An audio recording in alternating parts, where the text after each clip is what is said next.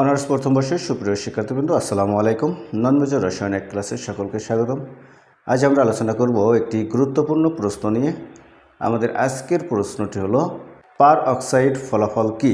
পার অক্সাইডের উপস্থিতিতে hydrogen bromide এর জুত বিক্রিয়া লিখো।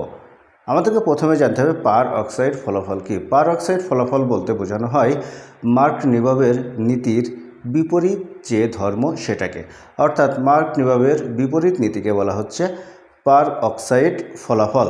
এই পার অক্সাইডের ফলাফলের ফলে আমরা যেটা দেখতে পারবো সেটা হচ্ছে অ্যালকিনে দ্বিবন্ধনযুক্ত দুইটা কার্বন থাকে, সেই কার্বনের যেটাই বেশি সংখ্যক হাইড্রোজেন বিদ্যমান, সেখানে যদি আমাদের যে হ্যালাইডটা ব্যবহার করা হবে বা হাইড্রোজেন ব্রোমাইডটা ব্যবহার করা হবে, সেই হাইড্রোজেন ব্রোমাইডের ঋণাত্মক অংশ যদি সেখানে যুক্ত হয়, তাহলে আমরা বুঝতে পারবো যে সেটা পার অক্সাইড ফলাফলকে প্রশমিত করে বা পার অক্সাইড ফলাফলকে নির্দেশ করে।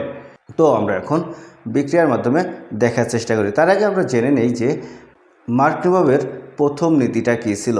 মার্ক নিবাবের প্রথম যে নীতি, সেটাকে যদি আমরা বিশ্লেষণ করি তাহলে সহজ কথায় আমরা বলতে পারি যে ওখানে যে অ্যালকিন বিদ্যমান থাকে, সেই অ্যালকিনের সাথে যে হাইড্রোজেন ব্রোমাইড বিক্রিয়া করে, হাইড্রোজেন ব্রোমাইডের যে হাইড্রোজেন অংশটা রয়েছে, ওই অ্যালকিনের যে দ্বিবন্ধন রয়েছে, সেখানে যেটাই ওই দ্বিবন্ধনের যে কার্বন রয়েছে, কার্বনের যেটাতে বেশি হাইড্রোজেন রয়েছে, সেটাতেই যদি ওই ব্রোমাইডের হাইড্রোজেনটা যুক্ত হয়ে যায়, তাহলে বুঝতে পারবো যে সেখানে মার্ক নিবাবের নীতিটা নির্দেশ করছে।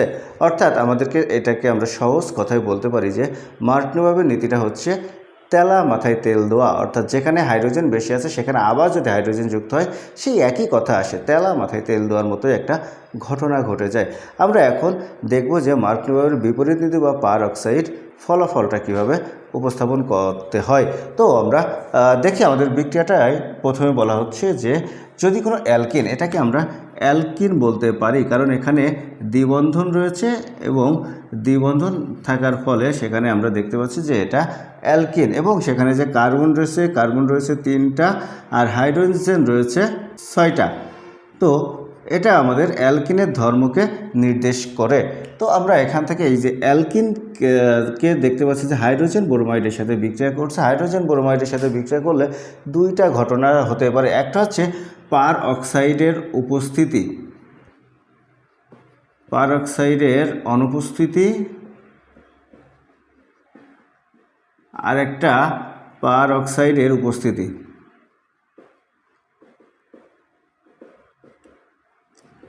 তো পার অক্সাইডে যখন অনুপস্থিত থাকে তখন দেখা যাচ্ছে যে সেখানে যে ঘটনা ঘটছে যে আমাদের হাইড্রোজেন ব্রোমাইড, এটাকে যদি আমরা ভেঙে লিখি তাহলে হচ্ছে H++ Br-।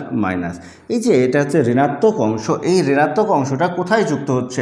আমরা দেখতে পাচ্ছি 2 নম্বর কার্বনে যুক্ত হয়েছে যখনই পার অক্সাইড অনুপস্থিত। এখন আমরা অ্যালকিনের ক্ষেত্রে দেখতে পাচ্ছি যে দ্বিবন্ধনযুক্ত যে কার্বনটা রয়েছে, 2টা কার্বন, এটাও দ্বিবন্ধনযুক্ত, এটাও দ্বিবন্ধনযুক্ত, তার মধ্যে মাঝের কার্বনে ব্রোমাইডটা যুক্ত হয়েছে। এই যে মাঝের কার্বনে ব্রোমাইড যুক্ত হচ্ছে, তার মানে আমরা বলতে পারছি যে দ্বিবন্ধনযুক্ত যে কার্বনে হাইড্রোজেনের পরিমাণ কম, সেখানে যদি ব্রোমাইডটা যুক্ত হয় তাহলে সেটাকে আমরা বলতে পারবো যে পার অক্সাইডের অনুপস্থিতিতে ঘটেছে।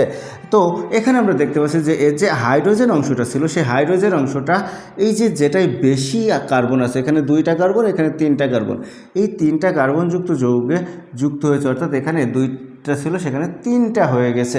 এই যে 3টা হয়ে গেছে, এর ফলে আমরা এখানে বলতে পারি যে যেখানে কার্বন বেশি ছিল, হাইড্রোজেন বেশি ছিল, সেখানে আবার হাইড্রোজেন যুক্ত করা হয়েছে। তার মানে সেই তেলা মাথায় তেল দেওয়ার মতোই যে হাইড্রোজেন যেখানে বেশি আছে সেখানে যুক্ত হচ্ছে। তো এটাকে বলা হচ্ছে মার্ক নিবাবের নীতি। আর মার্ক নিবাবের বিপরীত নীতি বা পার অক্সাইড ফলাফল বলতে আমরা যেটাকে বুঝবো সেটা হচ্ছে যে এই যে দ্বিবন্ধনযুক্ত যে অংশ রয়েছে, সেই অংশে যেখানে বেশি সংখ্যক কার্বন আছে সেখানে আমার ব্রোমিনটা যুক্ত হয়েছে, অর্থাৎ ঋণাত্মক অংশটা যুক্ত হচ্ছে, আর হাইড্রোজেন অংশটা যুক্ত হচ্ছে যেখানে কম কার্বন রয়েছে। এই যে 2 নম্বরটাই কম, 1টা কার্বন ছিল, তো সেখানে যুক্ত হয়েছে।